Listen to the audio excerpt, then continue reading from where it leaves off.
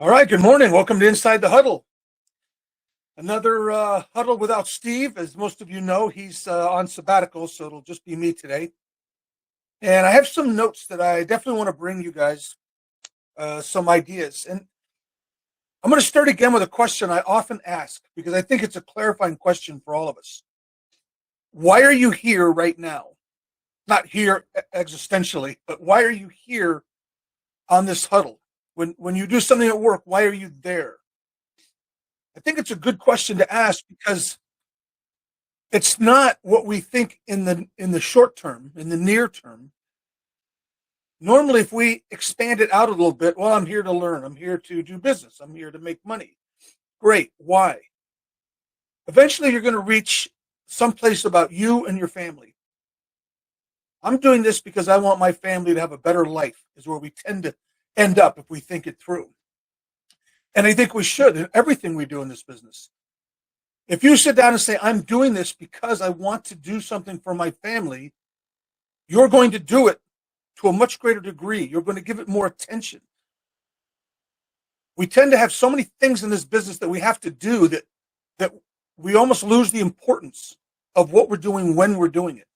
So ask that clarifying question when you start out.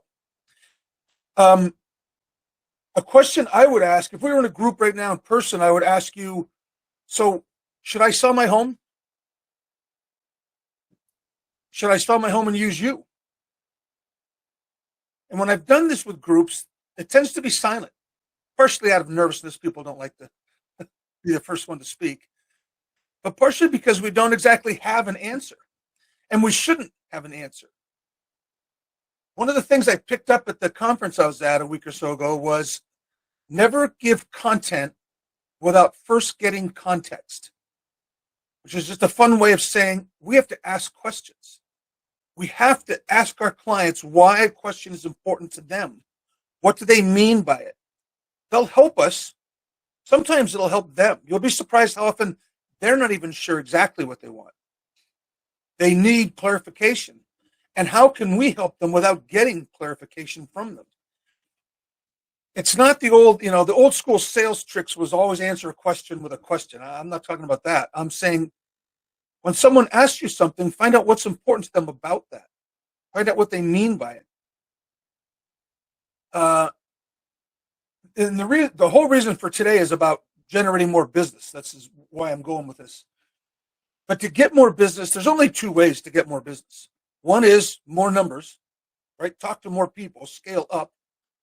The other is convert more often when you're talking to people.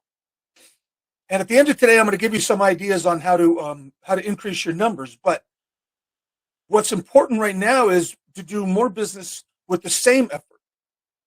Wouldn't that be great if we could use the same effort and generate more business? That's increasing your conversion. Oh, good morning, Liz. She hates. I'm always going to call her out when she's here. Good morning. How are you? Fantastic. How are you? Good. Really good. I love I'm this gonna subject. good. I'm going to love your input. Oh, okay. And that's true for all of you guys. And this always seems to be a monologue, one direction. The interaction is really important. So mostly today, I want to talk about converting more. Imagine if you can convert more and then you increase your numbers on top of that. Now we're talking about a lot of business. The market's changed, right? We would all agree that we're in a different market now. One of the hallmarks of this, we're in I almost call it a normal seller's market.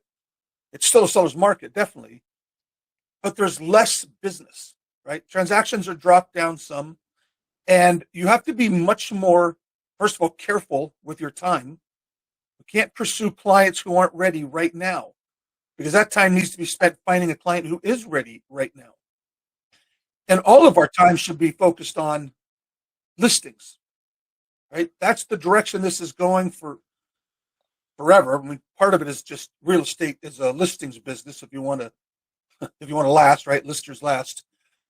But there's ongoing issues in the industry that you need to keep in the back of your mind. There's lawsuits that are still going on, massive lawsuits that will most likely change to some degree, I think fundamentally, the buyer's agent's role and income. If they get the commission separated, which I think is likely, we look at countries where they don't have the model that we have, where the buyer's agent isn't paid directly by the listing agent. And the buyer's agent income is much lower in those countries. So I'm not here to get into that, but I am here to say, if you haven't been focused on listings, get focused on listings. That gives you control of your business and your career. Mm-hmm. So how do we do that? How do we convert more? When are you of greatest value to your clients? Anybody want to hazard an idea in the messages? Yeah, you all know me now. It's probably a trick question anyway, right? Most people in real estate think, well, when I'm helping them sell their home, when we're going through escrow, when we're getting rid of all their problems and issues and reducing the stress, and those are all good things. But those are transaction things. You're never going to out-transaction Zillow. It's what they do. We don't want to be the best transactor. Our true value, your greatest value, is in the time leading up to them deciding to buy or sell. By the way, the book, Exactly What to Say, by oh my gosh, his name just escaped. Phil Jones. Most of you have probably seen this now or heard of it. If you haven't gotten a hold of it, definitely get a hold of it. He was at my conference, and one of the things he said that just sticks with me is, you guys think you're in sales. He said, I don't think so. I don't think that's your role. You are decision facilitators. Excuse me. Decision facilitators. Because we know deciding to sell your home is a big, scary decision for most people. All the things that go into it are scary. What they need most is someone who can help them make the right decision, including whether or not to sell. The average timeline for a real estate transaction is 2 years. That's from their first inkling, I think we should sell our home. We're not selling our house. From that first conversation to them actually listing it, that's a 2-year window. Our greatest value is in the year and a half leading up to it. If we're there being problem solvers, helping them make decisions, the right decisions for them, it isn't even a question who they'll use when the time comes. The law of few things always says there's no more than 3 things necessary to be good. So to be really good in that time frame, I'm going to give you the law of few things, the 3 things that matter. And you could use this across the board in a lot of places. Do the basics, do them to a high standard, and do it consistently. Do the basics, do them to a high standard, do them consistently. Liz, that's amazing in its simplicity, isn't it? It's so funny because, being in the business a long time, and there's some people on this call that I think have been in the business a long time as well. It's almost like they just reframe the same stuff, right? Right. I mean, now we're calling it, what did you call it? The 3, say it again. Do the basics. The law. The law of few things. The law of few things, right? Right. And when we got started, they called it something else, I'm sure, but it was those things, right? Right. It's always the universals that are true, but we have to remind ourselves from time to time. Absolutely, 100%. Especially in this business where you're being pulled at nonstop. And I always remind you guys of this thing that I was told, and it's funny, but it's true, and it's a good thing to remember. You will never go broke selling crap to real estate agents. You know what I was just going to say, Sean? I met with a guy the other day who wanted to sell us something, right? Yep. And I sat down and I'm listening to this guy and I'm looking at him and I'm thinking, you should sell real estate, because his pitch, he was so passionate about what he was selling. And I'm like, it's a pen. I don't care how you dress it up. It's a pen.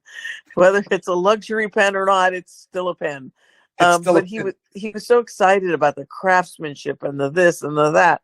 And I thought, wow, this kid, I mean, kid, pardon me, but he's a young man, is going to do really, really well because he is doing this to a high level, Mm-hmm. right? And then I thought about myself being a real estate agent. I had my DOO with me, my director of ops with me. And I said to her, here's the challenge. Most real estate agents will spend half an hour with this guy rather than half an hour with somebody that they know and that they should be talking to because they think there's a magic pill hidden here. And there is no magic. There is no magic. Yeah. So that means that he's selling you better than you're selling. Correct. So the basics to a high standard consistently is for us really only one thing. I always say we have one skill set. We kind of have two. Comping a home, doing a CMA is part science, part art. And I think that's definitely a skill set good realtors possess. But by far, your primary single most important skill set is what you say. We talk to people for a living. We talk to people for a living. Nothing else even is in the ballpark with that. When you think about it, in a day at work, how often are we actually talking to someone who may or may not need us now or in the future versus all the other stuff we do? It's backwards. We talk to people for a living. So if that's your one skill set, how good are you at it?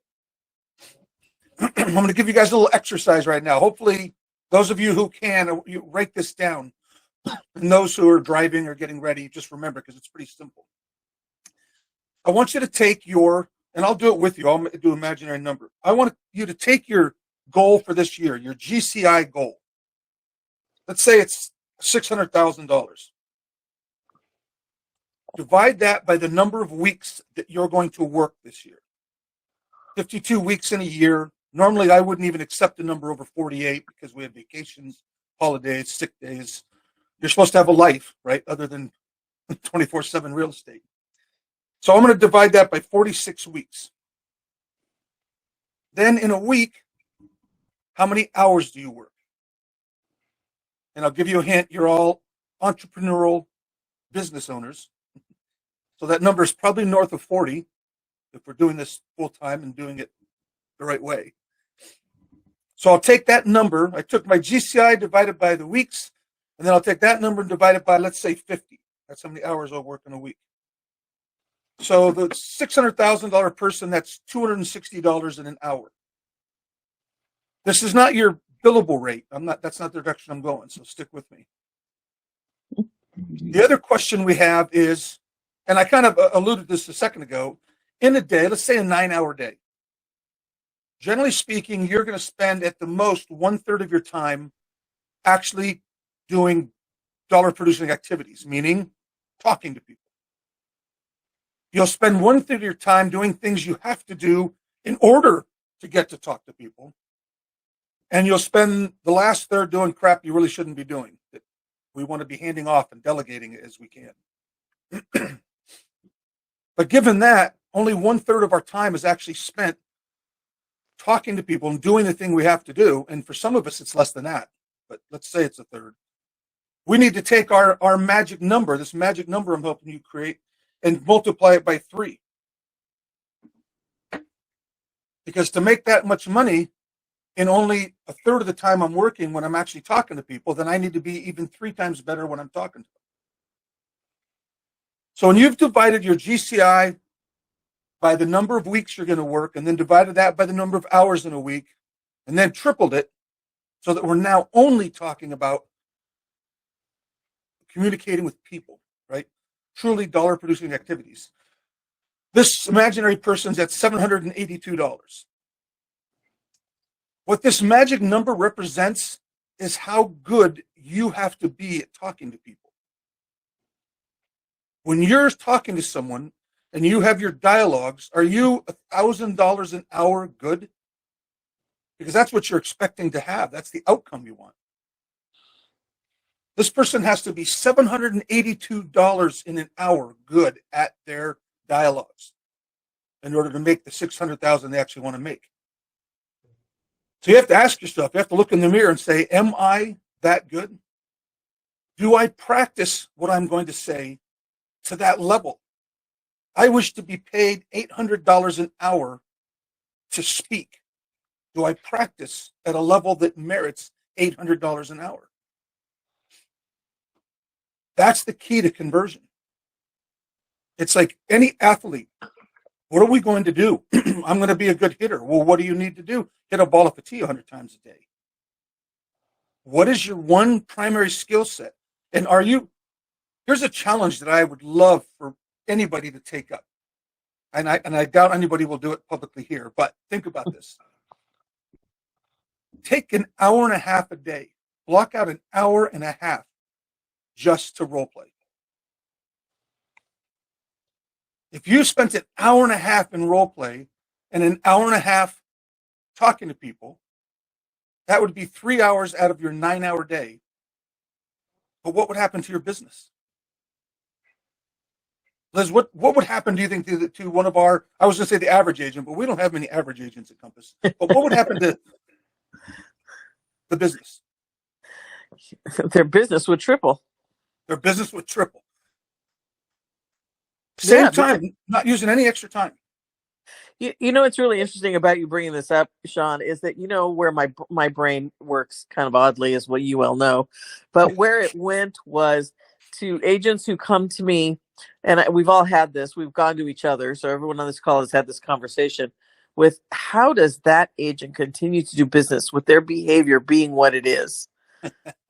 And my answer is they're probably really good in the living room. Mm-hmm. You know, they may be uncooperative and unethical and rude and obnoxious and all those things, but I'll bet in front of that client, they are smooth, right? Because that's the moment that matters. And so, you know, we can sit back and say, why does so-and-so, how's that person still in business? Well, they get the customer to buy in.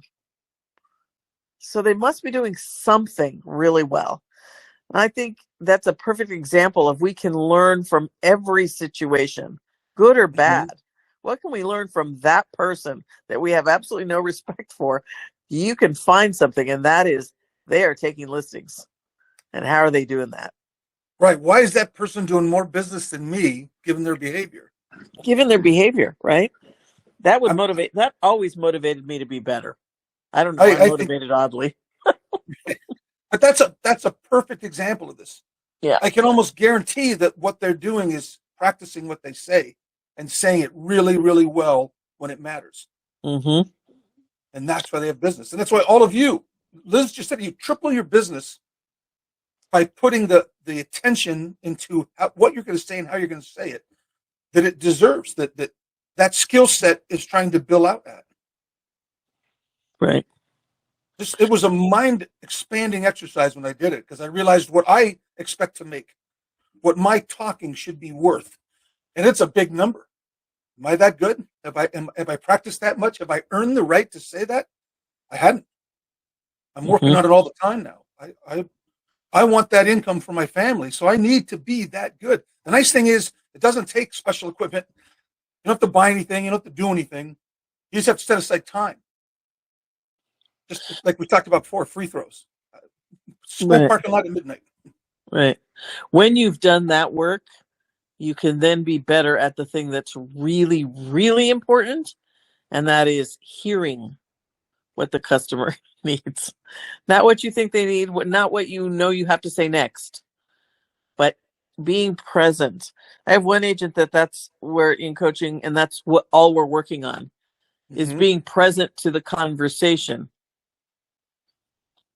A huge benefit of knowing what you're going to say, like you said, is that you don't have to think about it now. Right. If you have to think about what you're going to say, the exact wrong time to be doing that is when you have to say it. It should already be there. Look at when what Liz is talking about, when you look in someone's face, when you're actively listening, watch their whole expression change, because it almost never happens. A level of attention that makes people feel really good and really, wow, this person's really interested in me, which of course makes them more interested in you. And that's how we build that trust. Yep. So first thing is, are you putting in the level of practice? The other one is, what's our focus? As the market has changed, our focus needs to narrow, not expand. Most of the time, we're doing too many things. We should be doing one or two forms of lead generation, but doing them, like the law of few things, to a high standard. Don't be pretty good at 4 or 5 things. Be great at 1 or 2. Your attention is required for that because the market has changed. A year ago, we just opened the door and deals would come in. That was an odd time. It's not normal. This is normal. If you're focusing on those 1 or 2 things, and your 1 or 2 things have to do with bringing value to people, now we start generating business, and we don't even know why. It just starts coming to us. I wonder, again, I wish this was live. Do you guys know what your 1 or 2 things are? If I asked you right now, what's the one thing you're focused on this year? Not this month or quarter, this year. Do you know what it is? If not, this is a good time to figure it out. I mean, we're already into February. Pick something and then stop chasing all the others. Pick one thing and do it really, really well. It could be your sphere, of course. But you may say, you know who I really want to help? People have been in their home more than 10 years, and they're more than 55 years old, because it's probably time to downsize. Or you may say, I love people who are just doing a move up for the first time, young professionals. I can get them out of their condo into their home. It could be for sale by owners who have mistakenly thought they could do this on their own, and we know that costs them money every time. Find the thing that you want to help with, so you're bringing your own passion to it, and then become really, really good at that. Mm-hmm. Other business will come to you. You won't exclude business, but you'll become known for something. The picture I have in my head, when we say that this is a 2-year, it's truly 2 years for most people from that inkling of an idea to actually doing it. All the other agents in the world are fighting over the last 30 days. Go back a year. It's a big green meadow with no one there but potential clients. And no one else talking to them but you. And you're helping them. Matter of fact, I would say to a person that I know, when you meet with agents, they're often going to tell you something like, you should use me. I can get the most amount of money for you. You should use me. I'll sell it for the highest dollar amount. Not one of them asks you if you should be selling your home. That's where I come into play. I'm going to help you make smart decisions. That's where our value is. We understand the complexities of this. And we should be helping people make tough decisions. Andrea has a client she said she's been working with for 3.5 years. That's where it's wide open, blue sky, and no competition. And when you're helping people during that time period, by the time they reach the last 30 days, they're not interested in anybody else. It's the long game, right? We have to play the long game. That's where you're going to get the most amount of business. Know what you're saying and then say it to people who aren't being fought over all at once. Sean, when I was at Coldwell Banker, I was there when they bought Zip Realty. So I had an opportunity to work with a lot of agents who were doing the online leads. And that's when I got to tell you, that's when I really learned how true what you just said is, because I would see them on their platforms working with people that started on the platform 2 to 3 years ago. And what happens to most people who try lead generation like that, the reason it doesn't work is because they run out of patience. Or they go to a seminar that says, get rid of all those Ds who aren't doing anything now. They tell you, they actually train you to get rid of people who aren't in action now. And you're like, well, wait a minute. People aren't generally in action now. And if they are, they're already connected with somebody. Right. But I watched people repeatedly put clients into escrow who they've been talking to for 2 to 3 years from someone that they've never met before. but they over time were just there consistently. The people who did it really well. You just said it, over time, consistently. Mm-hmm. The Mm-hmm. long game, where your interest is not, can I close a deal? And I know we're not like that. Most of you guys are not like that. The money's not why you do it. Most of the good agents do it because they love helping. But move that focus of help back further in time. Mm-hmm. What a difference. Okay, so I'm sorry, let's go ahead. No, I have nothing. That's my on converting, which is what I told you I'm going to spend most of the time talking about. If you don't have dialogues to practice, get with your sales manager. Reach out to me. I love this stuff. But whatever your number is, your magic number, look in the mirror and ask yourself, have I earned the right? Am I that good? And if not, let's put the time in and become that good. Okay, the other is just to increase, right, who we talk to, increase the number of times we talk. And I'm going to give you a couple quick ideas on this because this is much simpler. The first one, I love this. It's the 7 Ds of change. D as in David. We're listening for pain points, right? Most of you have heard of the FORD acronym when you're talking to people: family, occupation, recreation, and dreams. Those are the areas to talk about or ask about. Well, the reason you ask about those things is because when there's a change happening in one of those areas, it often involves buying or selling a home, which we would call a pain point because it's very painful to get into a real estate transaction. That's why we're there. So those changes, this is the 7 Ds of change. And I like how they pair off somewhat. Diapers, you're writing these down. I'll go slow. Diapers, death, diamonds, divorce, diplomas, defaults, and my favorite, D, relocation. D apostrophe relocation. Because I can't make a D out of that one. Every one of those is a cause to possibly buy or sell a home. And for you to come in before they've realized it and help them make smart decisions is truly adding value. That's where we become the decision facilitator that people need. So diapers, death, diamonds, divorce, diplomas, defaults, relocation. Someone put in your chat death. Death, right. Really, we could shrink that down a bit and make it pre-death. Like people need to downsize. They're not there yet. But we have to listen for those things coming. They probably haven't thought about the fact that my last kid's graduating college next year. Well, you're probably going to start downsizing. That might be 2 years out. This is where we shine. Because the cumulative effect after 3 or 4 years of doing this is a huge pipeline. We're playing the long game. I'm going to give you one more. I heard this at the workshop I was at, and I loved it. This is an email that you send to your sphere.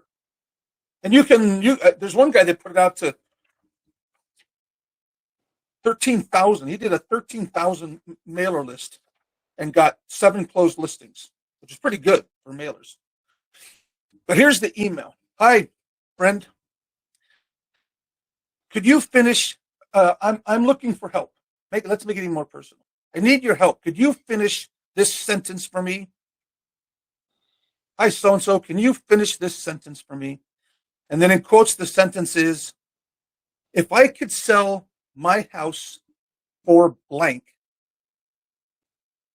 I would list it this spring. If I could sell my home for blank, I would list it this spring. End quote. Can't wait to hear from you. You'll be amazed how many people respond and put a number in there. For some, that number's pretty close. We should reach out now. For others, it gives us an idea of what they're thinking and why over the long term. But that's a direct question asked in a very friendly way that would be so helpful to us. Some will respond, I'm never going to sell my home. Those people you need to reach out to also because they're in denial. Okay, so those are the 2 things that I wanted to share today on how to generate more business. The first one, the foremost one, is our skill set. Convert more by knowing what to say. And the second one is listen for those pain points and send that email out and see what kind of responses you get. Liz, you have anything else?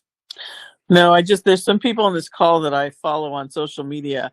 And so we know this is possible because we watch, I call it Andrea Frank. I don't know if she's still on this call, but I mean, she's working out like a fiend right now. And I'm loving the consistency there. And you watch it and nothing will stop me. I'm unstoppable. You just watch that feed and you're just like, this is a person who's in it to win, right? We do certain things in our lives very habitually, very consistently, same way all the time, and if we could just do that with our business, why do we make it so hard? Right. It's not hard. Mm-mm. The basics to a high standard consistently. Yep. Awesome. Okay. Well, thank you, Liz, for being here. Thank you guys for being here. Thanks, everyone. Start off and have a great week.